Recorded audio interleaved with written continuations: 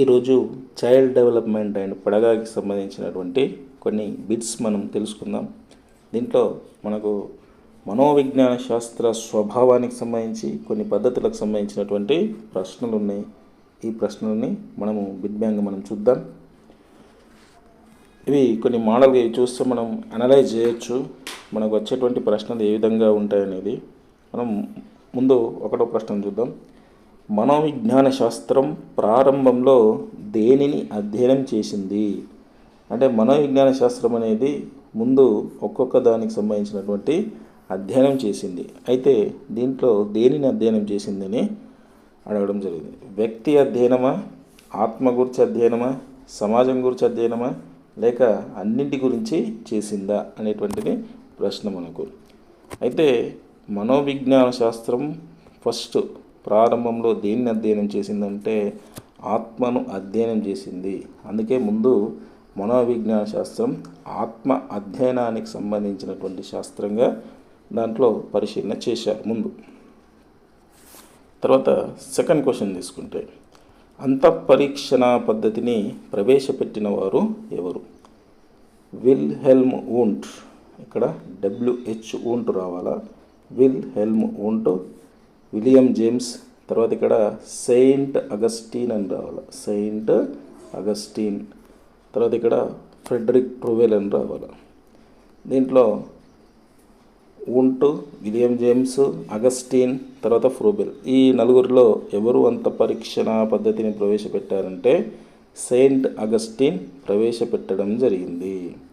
అంటే అంతఃపరీక్షణ పద్ధతి అంటే తనకు తాను పరీక్షించుకోవడం, దీన్ని అంతఃపరిశీలన పద్ధతి అని కూడా అంటారు. తనకు తాను ఎలా ఉన్నామో తెలుసుకోవడాన్ని అంతఃపరిశీలన పద్ధతి అని అంటారు. తర్వాత థర్డ్ క్వశ్చన్ తీసుకుంటే స్వతంత్ర చరాలు ఎల్లప్పుడూ ఎవరి ఆధీనంలో ఉంటాయి? మనం స్వతంత్ర చరాలు, పరతంత్ర చరాలు, జోక్య చరాలని 3 విధాలుగా ఉంటాయి. అయితే స్వతంత్ర చరాలు ఎవరి ఆధీనంలో ఉంటాయంటే ప్రయోజ్యుడా, ప్రయోక్తన, లేకపోతే ఈ ఇద్దర ఎవరి ఆధీనంలో ఉండాలి? నేను ఆన్సర్ ఏంటంటే స్వతంత్ర చరాలు ఎల్లప్పుడూ ప్రయోక్త ఆధీనంలో ఉంటాయి. తర్వాత ఫోర్త్ క్వశ్చన్ కనుక తీసుకుంటే నిర్దిష్ట శక్తుల సిద్ధాంతాన్ని ప్రతిపాదించినటువంటి వారు, నిర్దిష్ట శక్తుల సిద్ధాంతాన్ని ప్రతిపాదించినటువంటి వారు ఎవరు? నిర్దిష్ట శక్తులకు సంబంధించి దీంట్లో ఫస్ట్ ఆప్షన్ జాన్ డ్యూయి, తర్వాత జోహాన్స్ ముల్లర్, గాల్టన్, అరిస్టాటిల్. ఇక్కడ నిర్దిష్ట నాడీ శక్తుల సిద్ధాంతాన్ని ప్రతిపాదించింది జోహాన్స్ ముల్లర్ అనేటువంటి వాడు. తర్వాత ఫిఫ్త్ క్వశ్చన్ తీసుకుంటే మానవ శాస్త్ర ప్రయోగశాలను ప్రయోగించినది, మానవ శాస్త్ర ప్రయోగశాలను ప్రయోగించినది ఎవరు? స్టాన్లీ హాల్, గాల్టన్, స్కిన్నర్, తర్వాత వూంట్. మానవ శాస్త్ర ప్రయోగశాలను ప్రయోగించిన వారిలో ఆన్సర్ ఎవరు అంటే సర్ ఫ్రాన్సిస్ గాల్టన్. ఎవరు? Sir Francis Galton option. తర్వాత 6th క్వశ్చన్ తీసుకుంటే క్రీడా విధానాన్ని ప్రవేశపెట్టినవారు జాన్ డ్యూయి, ఫ్రూబెల్, రూసో, పెస్టాలజీ. క్రీడా విధానాన్ని ప్రవేశపెట్టినవారు మనకు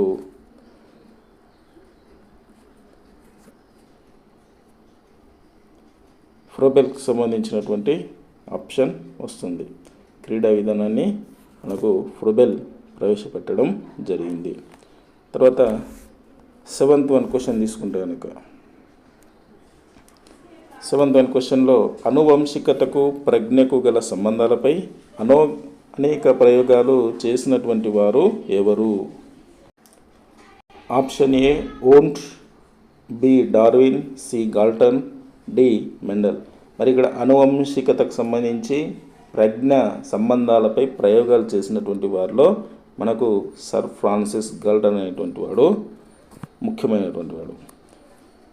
తర్వాత శిశు అధ్యయన పద్ధతులను రూపొందించినటువంటి వారు గాల్టన్, స్టాన్లీ హాల్, ఫ్రూబెల్, మాంటిసోరీ. శిశువు అధ్యయన పద్ధతులను రూపొందించింది దీంట్లో స్టాన్లీ హాల్. శిశువు అధ్యయనానికి పెట్టింది పేరు ఎవరు? ఇక్కడ స్టాన్లీ హాల్.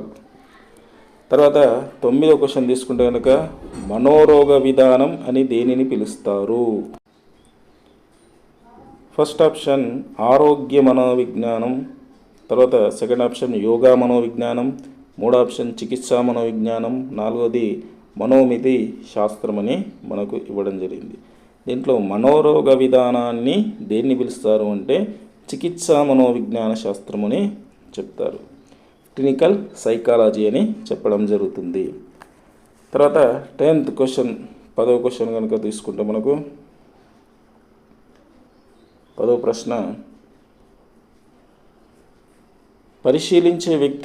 పరిశీలింపబడే వ్యక్తి ఒక్కరే అని తెలిపే పద్ధతి. పరిశీలింపబడే వ్యక్తి ఒక్కరే అని తెలిసే పద్ధతి. ఆప్షన్స్ వ్యక్తి చరిత్ర పద్ధతి, అంతఃపరీక్ష పద్ధతి, పరిశీలన పద్ధతి, ప్రయోగ పద్ధతి. దీంట్లో ఆప్షన్ ఏంటంటే అంతఃపరీక్ష పద్ధతి. అంటే ఒక వ్యక్తి ఉన్నాడు, ఆ వ్యక్తికి సంబంధించినటువంటి పాజిటివ్ నెగిటివ్ తెలుసుకోవాలా, తనకు తానే పాజిటివ్స్ ఏంటి నెగిటివ్స్ ఏంటి అన్నీ వరుస క్రమంలో రాసుకుంటాడు. అప్పుడు తనకు తాను చేసుకున్నటువంటి పరిశీలన అంతఃపరిశీలన పద్ధతి లేదా అంతఃపరీక్ష పద్ధతి అంటారు. అందుకే దీన్ని పరిశీలించే వ్యక్తి అతనే ఉంటాడు, పరిశీలింపబడే వ్యక్తి కూడా ఒక్కరే ఉంటారు. అందుకే అంతఃపరిశీలన పద్ధతి అని చెప్పడం జరుగుతుంది. ఇక తర్వాత 11th క్వశ్చన్ తీసుకుంటే మనకు చిన్న పిల్లలను, అసాధారణ వ్యక్తులను, జంతువులను అధ్యయనం చేయడానికి అనుకూలంగా ఉండేటువంటి పద్ధతి కనుక మనం చూసుకుంటే అనుకూలంగా ఉండే పద్ధతి వ్యక్తి చరిత్ర పద్ధతి, అంతఃపరీక్షణ పద్ధతి, పరిశీలన పద్ధతి, ప్రయోగ పద్ధతి. దీంట్లో చిన్న పిల్లలకు సంబంధించి అసాధారణ వ్యక్తులు కావచ్చు, జంతువులను అధ్యయనం చేసేదానికి అనుకూలంగా ఉండేటువంటి పద్ధతి మనకు పరిశీలన పద్ధతి అవుతుంది. వ్యక్తి చరిత్ర కాదు. ఎందుకు? జంతువులను వ్యక్తి చరిత్ర పద్ధతిలో అధ్యయనం చేయలేం. తర్వాత అంతఃపరీక్ష పద్ధతిలో కూడా అధ్యయనం చేయలేం. ప్రయోగ పద్ధతిలో కూడా చాలా కష్టం. కాబట్టి పరిశీలించడం ద్వారా చిన్నపిల్లలు సంబంధించి కానీ, అసాధారణ వ్యక్తులకు సంబంధించి కానీ, తర్వాత జంతువులను అధ్యయనం చేయడానికి కానీ ఈ విధంగా అనుకూలంగా మనం పరిశీలన చేయవచ్చు. దీనికి ఆప్షన్ పరిశీలన పద్ధతి అవుతుంది. తర్వాత 12th క్వశ్చన్ కనుక మనం తీసుకుంటే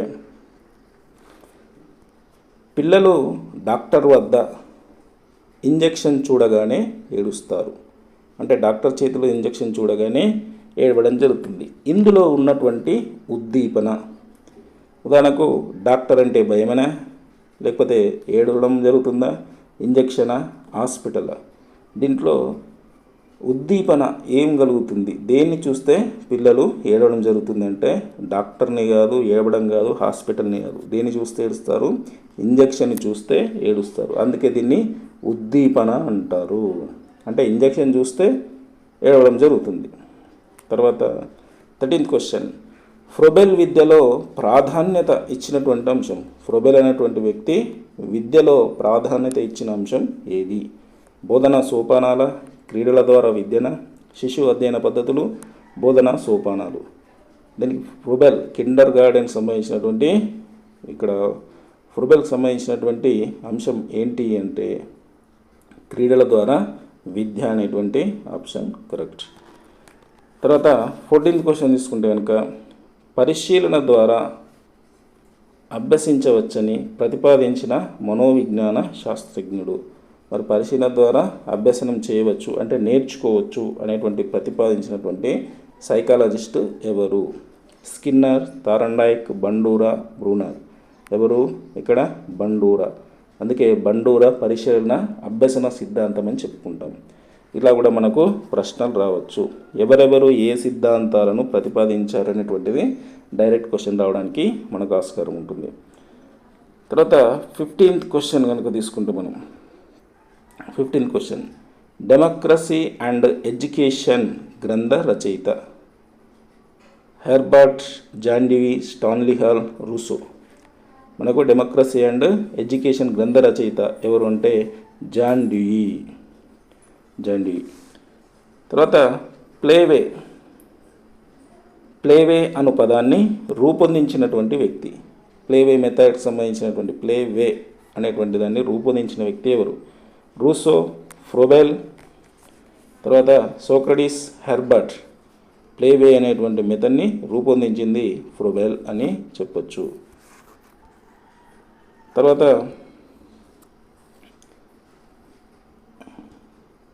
17th క్వశ్చన్ కనుక తీసుకుంటే ప్రయోగాత్మక పద్ధతిలో చివరి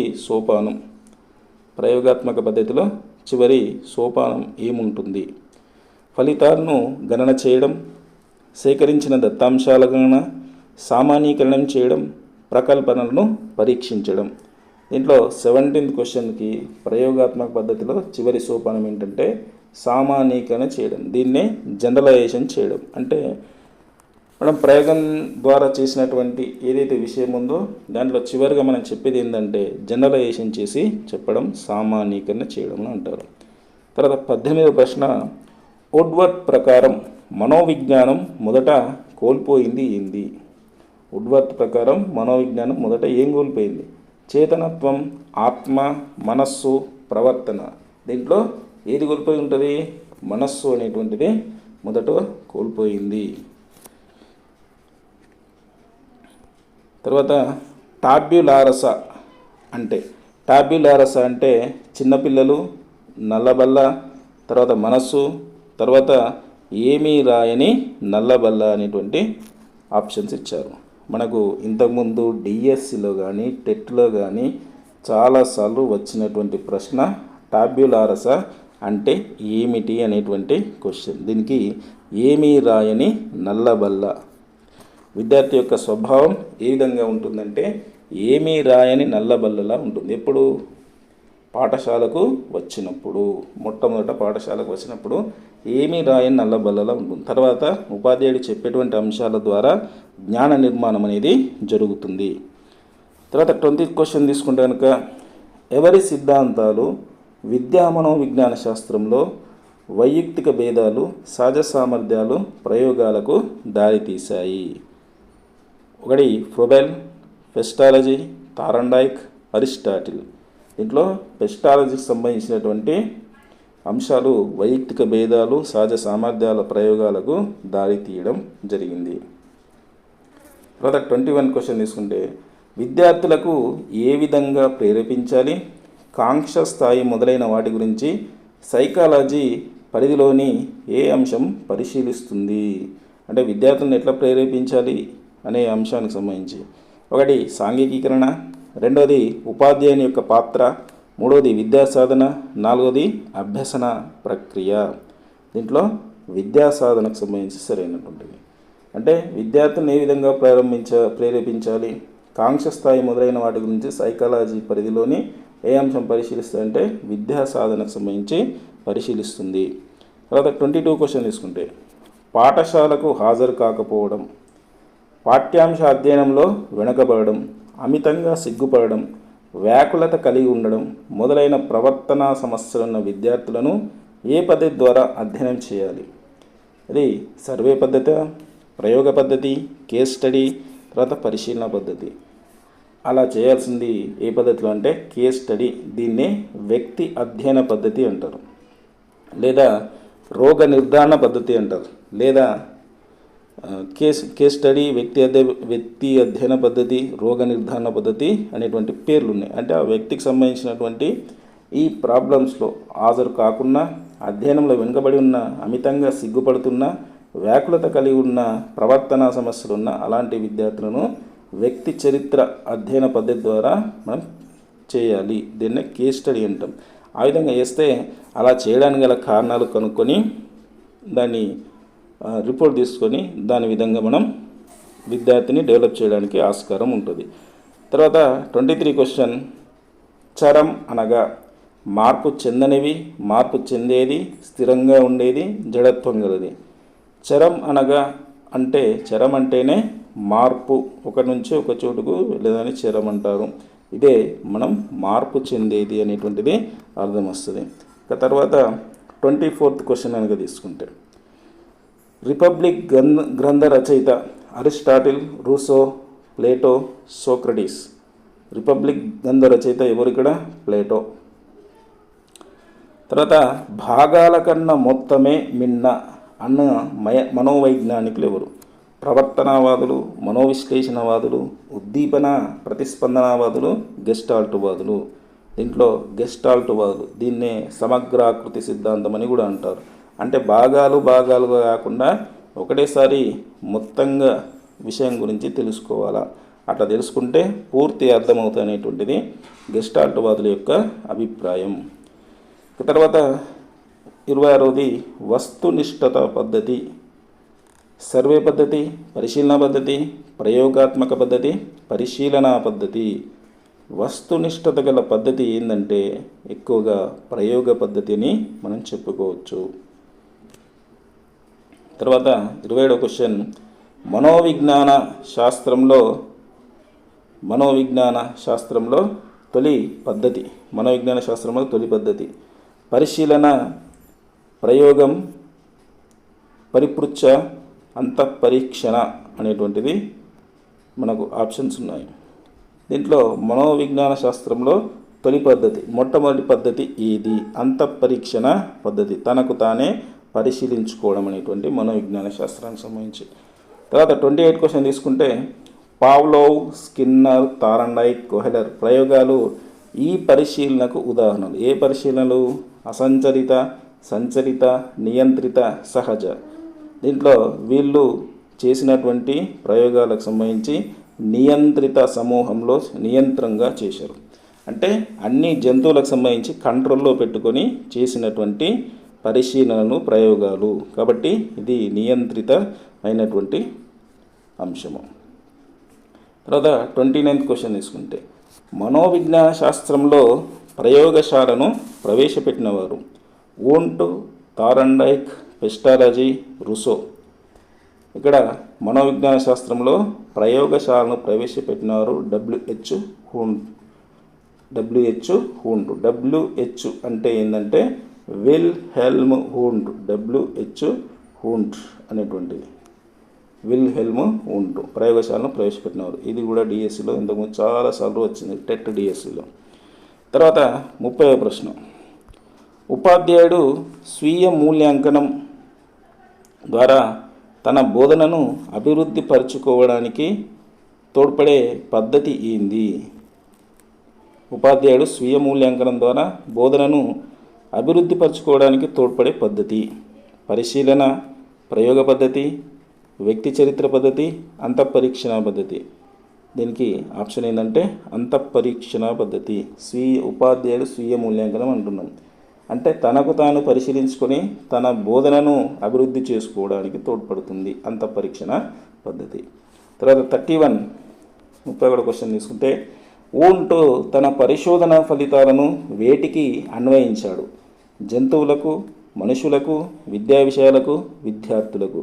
విల్హెల్మ్ దేనికి ఆయన ఫలితాలను వేటికి అన్వయించాడంటే విద్యా విషయాలకు అన్వయించడం జరిగింది. తాను చేసినటువంటి పరిశోధనలన్నీ విద్యకి సంబంధించి చేయడం జరిగింది. తర్వాత 32, మనసు చేసే పనులను అధ్యయనం చేసే వాదం ఏంది? గెస్టాల్ట్వాదము, కార్యకరణవాదము, సంచలనాత్మకవాదము, ప్రవర్తనవాదము. దీంట్లో కార్యకారణవాదం అంటే కార్యముకు సంబంధించినటువంటి విషయాలు, మనసు ఏ విధంగా పనులు చేస్తుంది, ఏ కార్యాన్ని అనుసరించి ఏ విధంగా మనసు ప్రవర్తన ఉంటుందనేటువంటిది దాంట్లో మనం తెలుసుకోవచ్చు. తర్వాత 33వ ప్రశ్న, ఫ్రోబెల్ ఎవరి సమకాలికుడు? Pestalozzi, Montessori, Pavlov, Skinner. Froebel ఎవరి సమకాలికుడు? పెస్టాలజీ సమకాలికుడు. ఇవి మనకు సైకాలజీ, మనోవిజ్ఞాన శాస్త్ర స్వభావానికి కొన్ని పద్ధతులకు సంబంధించినటువంటి కొన్ని ప్రశ్నలు.